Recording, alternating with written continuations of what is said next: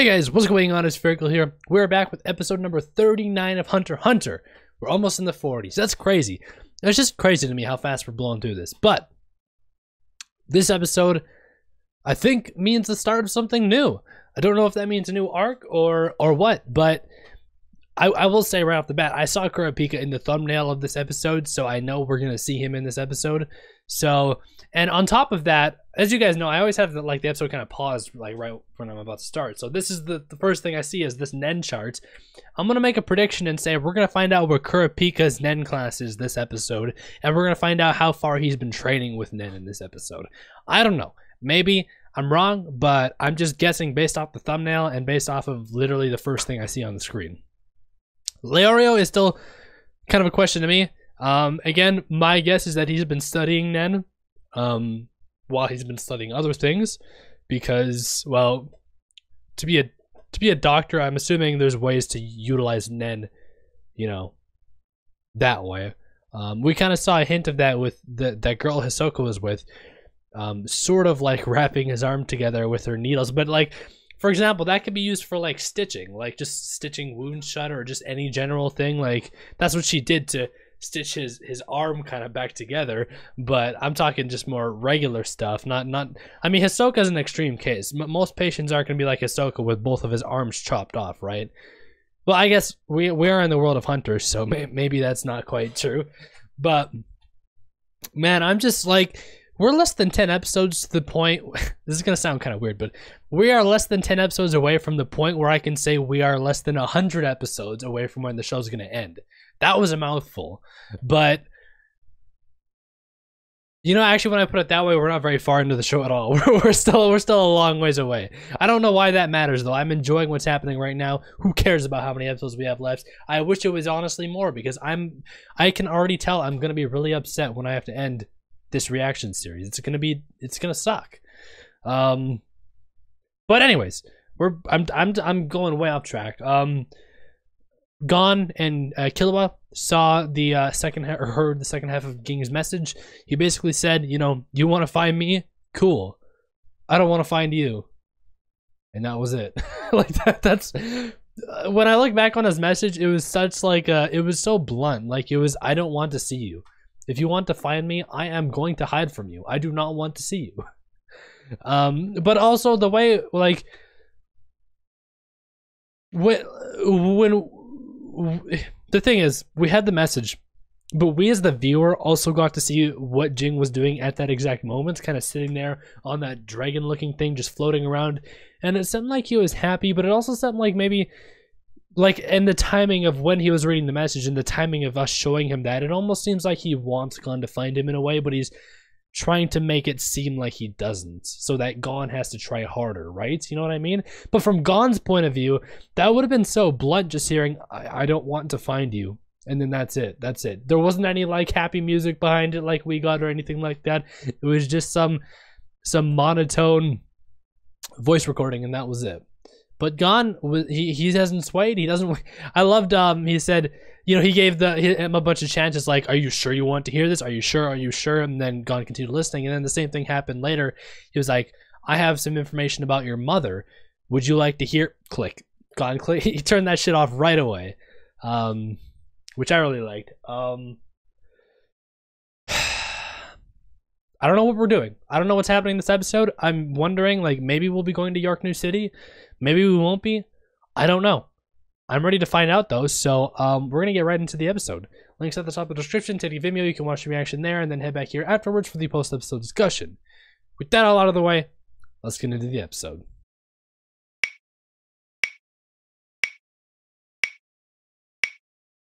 Alright, so yeah, here I have the chart of the Nen classes. I'm just going to make it big for a second.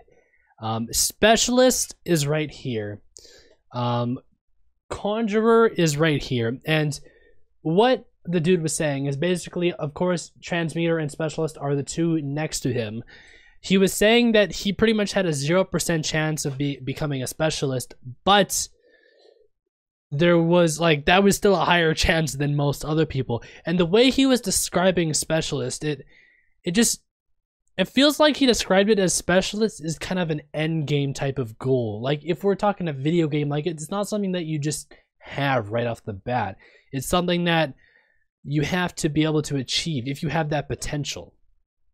And honestly, I'm doubling down on my prediction right now, right here, right now. I am doubling down on my prediction. He's a conjurer already. He is going to become a full-on specialist. That is my prediction. That way, both of my guesses will be right. I will have a 100% mark on this test with Kurapika's part. But again, it gave us like the percentages of how like efficient he would be in each class, which I thought was really cool. I didn't write any of that down. I'll go back and look at it later, but that was really awesome to see. Again, we learned that he wanted to be an enhancer, which it sounded like he thought that was kind of his quickest way to getting to the Phantom Troop and to becoming strong in general. But Conjurer, who else is a Conjurer that we've seen? I don't know if we've ever seen a Conjurer. Castro, I wrote down Castro used a bit of conjuring to create his doubles, so that was a bit of the conjurer class right there. But other than that, I don't think we've seen like a person who focuses in the conjurer class that we know of. So Kurapika is the first one that we know of that is a full-on conjurer, at least right now.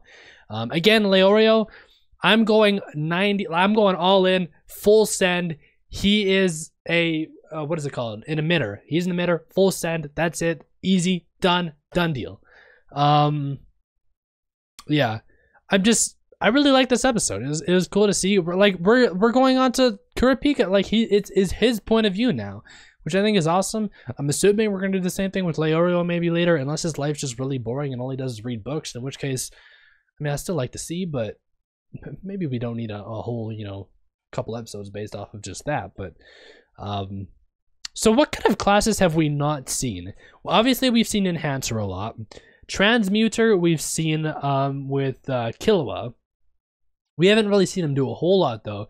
And then Hisoka is also a Transmuter, which we've seen a lot of that with Hisoka. What's next? Conjurer, again, we just kind of talked about it. We've only seen the Conjurer class with Castro. And again, I'm basing this off of just what we've heard. We've probably seen all the classes by now by different people, but I'm just basing it off of what specifically has been explained to us. Specialist, again, we know nothing about right now, other than the fact that it seems...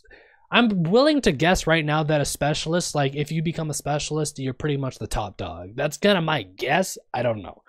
Manipulator, we saw with Zushi's a manipulator, but we didn't really see anything with him. But also Castro was a manipulator a bit. He used manipulation to control his double. And Guido was the other one. He used manipulation to manipulate the tops. And the last one is Emitter, which is, I think, another one that we haven't seen yet at all, as far as I know. No, I don't. Again, as far as what's been explained to us, we have not seen it. So, the Emitter and Conjurer and Specialist, those are the three that we don't really know a whole lot about. We've seen Conjurer in very specific cases, but not one that focuses in Conjurer. And then Emitter and Specialist, we haven't seen at all yet. So that's exciting. I love this. I love having classes, but it's not like a video game where you have warrior class and archer class and healer class. Like, it's just such basic things. Every class can do everything, but it's just a different method. It's a different way of doing everything. You know what I mean? It's really cool. I really like it. I shouldn't say they can all do everything, but they can all do different things that all kind of can result in the same thing. Like, they all, you know what I mean? You know what I'm trying to say? Like, not one class is more better than the other. They can all be used in certain situations. Obviously, there's going to be certain ones that, you know, might have a bit of an advantage here and there, but they're all pretty evenly spread. And again, on top of that, you can branch out and learn pretty much anything you want from any other class. It's just that A, you likely not going to be very good at it, or B, if it's a really tough skill, then maybe you really just can't learn it at all if it's that hard. But anyways, I love it. Man, I don't know, I'm enjoying things. So that's where I'm gonna leave you guys off for today. Again, quick reminder: we are not done for the week. We will be back tomorrow, Saturday. Actually, technically for you Patreon guys, it's already Saturday. It's a super late upload today. You guys on YouTube have no clue what I'm talking about, but yeah, so we'll be back tomorrow with episode number 40. Again, as always, if you want early access and or the full-length versions of these reactions, just click that link in the description. Hit up patreon.com/sphericalfilms and go check that out for yourself. But with all of that out of the way, again, I do thank you guys for watching. We'll be back tomorrow, and we'll talk to you guys all then. Till then, peace out.